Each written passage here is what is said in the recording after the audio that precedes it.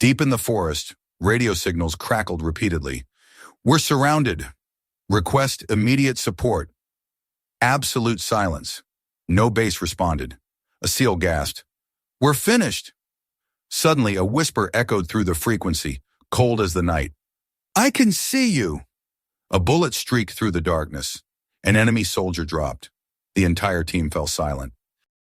Reina Vasquez, 28 years old, long brown hair tied back neatly, calm eyes, former Kraken unit operative, now anonymous in a logistics support role. Hardly anyone took her seriously.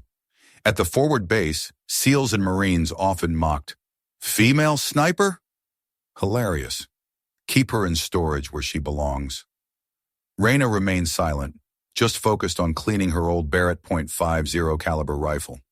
She was excluded from formations, only assigned menial tasks. A SEAL sergeant had been blunt. "On the battlefield, no one needs an imaginary Avenger sniper." But in the darkness, she still practiced, checking wind, adjusting optics, like a habit she would never break. What her colleagues didn't understand was that Reina's silence wasn't submission. It was operational discipline.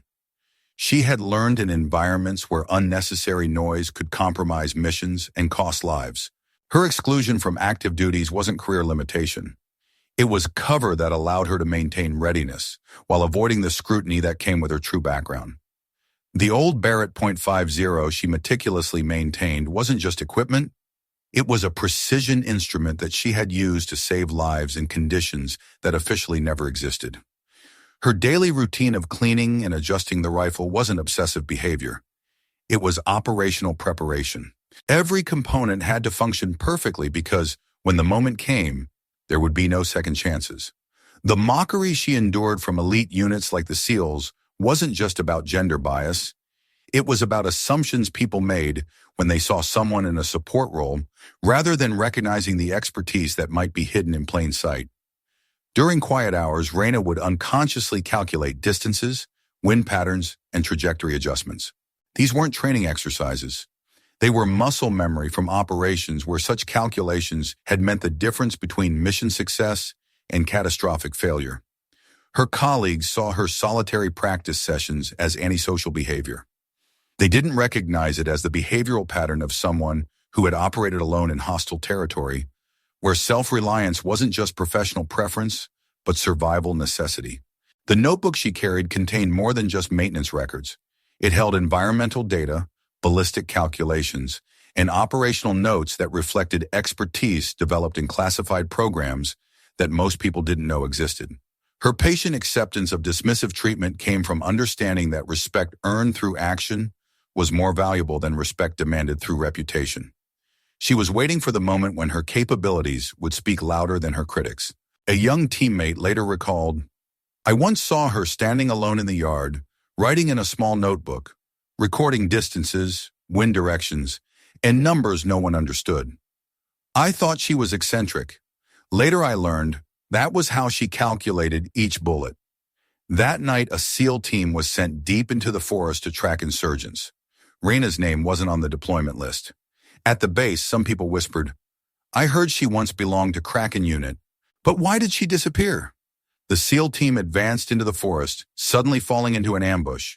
Radio crackled, "We're surrounded! SOS! SOS! Exclamation mark. Command headquarters remained silent. Communications seemed jammed. No base responded or no one dared react. SEALs were exhausted, ammunition running low. One soldier collapsed. "No one out there can hear us anymore." Suddenly, a whisper cut through the frequency. "Don't move. I can see you." A single bullet pierced the night, taking down the enemy sniper. The entire team was stunned, looking toward the distant hill. A muzzle flash flickered from a Barrett .50.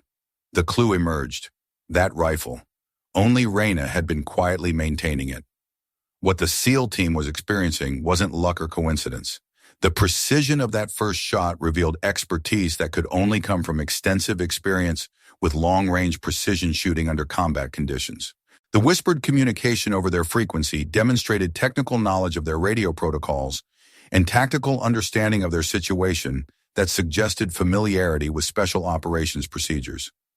The distance from which the shot had come, estimated at over 2,000 meters, was beyond the capability of standard military marksmen. This was precision shooting at a level that required specialized training and extensive field experience. Whoever that is knows exactly where we are and what we need, the team leader observed, beginning to understand that their mysterious protector wasn't just providing random support, but was conducting a coordinated rescue operation. The tactical decisions being made by their unseen guardian revealed understanding of battlefield dynamics that came from experience with high-stakes operations where split-second decisions determined outcomes. As additional enemy positions were eliminated with surgical precision, the SEAL team began to recognize that they were witnessing capabilities that went far beyond standard sniper training. Each shot was placed with exactitude that suggested not just technical skill, but also intimate knowledge of enemy tactics, weapon systems, and behavioral patterns that came from extensive combat experience. The mysterious sniper's ability to remain undetected while providing overwatch demonstrated fieldcraft that characterized the most elite special operations units. "This isn't random," one SEAL whispered to his teammate. "Whoever this is has been watching us, knows our situation, and has the skills to get us out." The precision and timing of the interventions suggested that their protector had been tracking both the SEAL team and the enemy forces, calculating optimal moments for engagement that would maximize effectiveness while minimizing risk to friendly forces. The communication discipline demonstrated by their unseen ally, minimal radio traffic, precise information, no unnecessary chatter, revealed training in covert operations where operational security was paramount. As the rescue operation continued, the SEAL team began to piece together clues about their mysterious guardian. The equipment, tactics, and capabilities all pointed to someone with experience in the most classified military programs. A SEAL later said, "In that moment, we didn't know who it was. We just saw bullets cutting through the night, accurate to a chilling degree. That person saved our entire team." The realization was dawning that they weren't just receiving help from a skilled marksman, but from someone whose capabilities exceeded anything they had previously encountered in their own elite military careers. The SEAL team moved following guidance from the mysterious radio voice. Each time enemies appeared, a long-range bullet would eliminate the threat. Within 20 minutes, the entire team escaped the encirclement thanks to the invisible hand. When they regrouped back at base, they saw Reina sitting alone, cleaning the Barrett rifle. A SEAL was amazed. "It was you?" The commanding sergeant initially didn't believe. "Impossible. That shot was at least 2,800 meters. Reina quietly removed an old patch, threw it on the table. Avenger sniper, Kraken unit. The atmosphere in the room fell dead silent. A general stepped in, voice hoarse and trembling. "Avenger sniper, the one who saved my unit in Fallujah. We owe her more than anyone." A photograph of Reina from the military museum appeared, previously kept classified. Justice came late. From a mocked girl, now everyone bowed their heads in silence.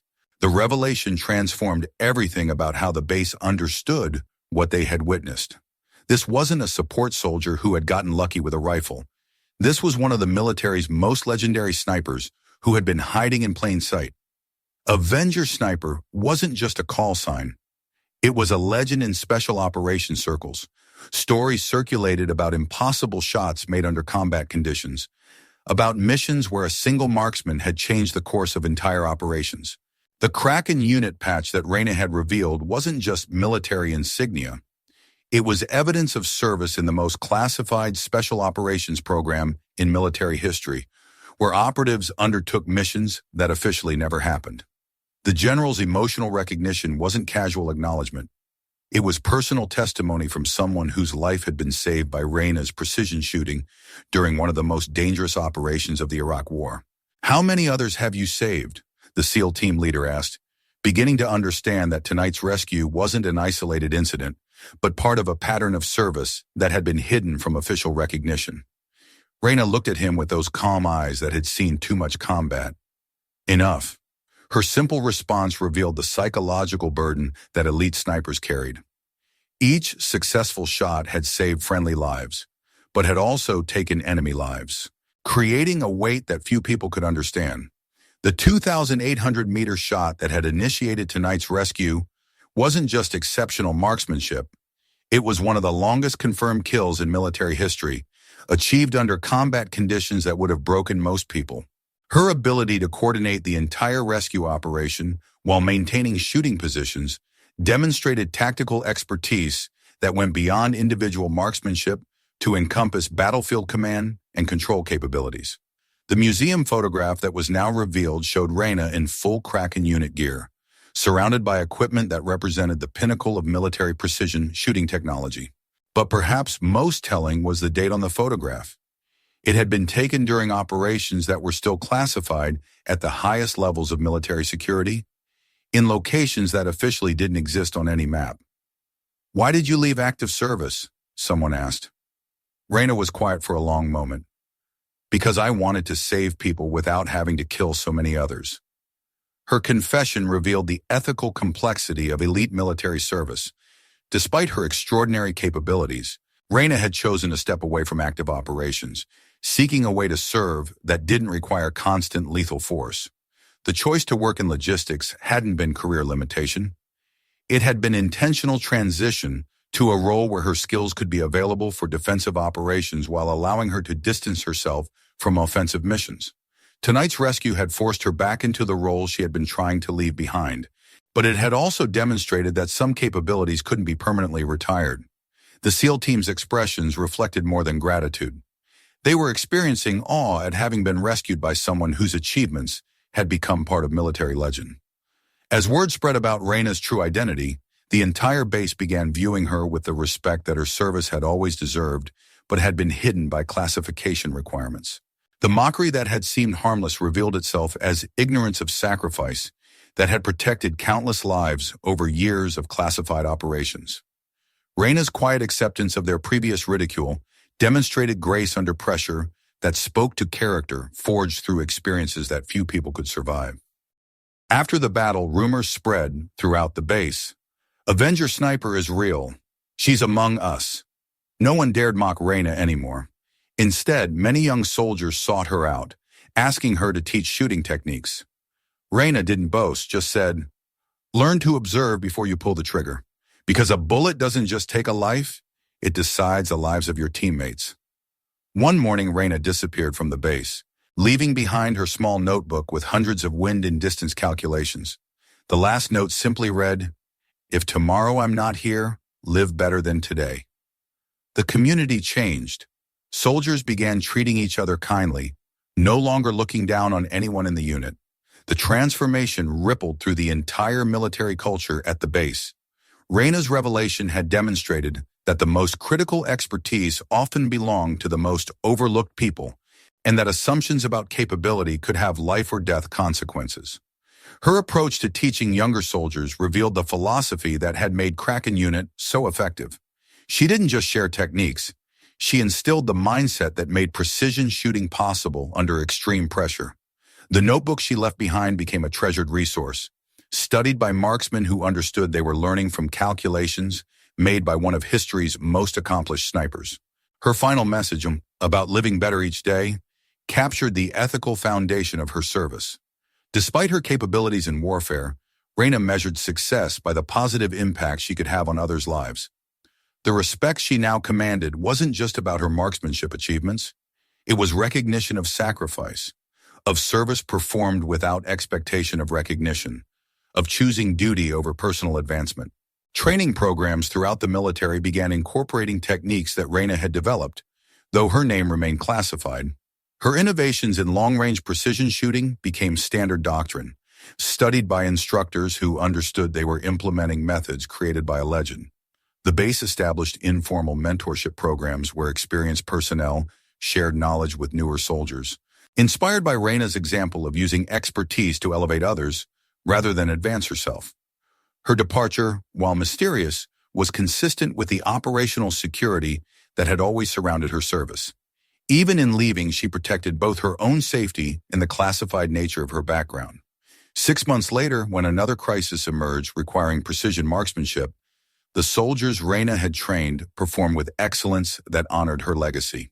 Her influence lived on through the skills and values she had passed forward. The storage area where Reina had worked was quietly converted into a training facility for advanced marksmanship, unnamed but understood by those who knew its significance. Type, I will live kindly. If you believe that every good person deserves to be remembered forever. Reina's story isn't just about sniper skills. It's proof that a person's true value doesn't lie in appearance or others' contempt. There are heroes living silently, needing no fame, but someday the truth about them will shine. In a world full of doubt, the most important thing is believing in yourself and not forgetting kindness. We don't know what tomorrow will bring, but if today you save someone, protect someone, you might have changed their entire world. Her journey teaches us that the most dangerous assumption we can make is that someone's current role represents their ultimate capabilities. People carry experiences, skills, and readiness that may be invisible until the moment when extraordinary action is required. The real lesson isn't about military tactics or precision shooting. It's about recognizing that heroes often choose anonymity over recognition, that the most valuable people are frequently the most overlooked, and that kindness and competence can coexist in ways that transform entire communities. Sometimes the person quietly doing their job in the background is carrying the capability to save everyone when crisis strikes. If you believe in stories that touch the heart like this one, leave a comment, and don't forget to subscribe to SN Quiet Stories. We tell the stories that shouldn't be forgotten. Real people are creating and telling stories, not mass-produced AI content.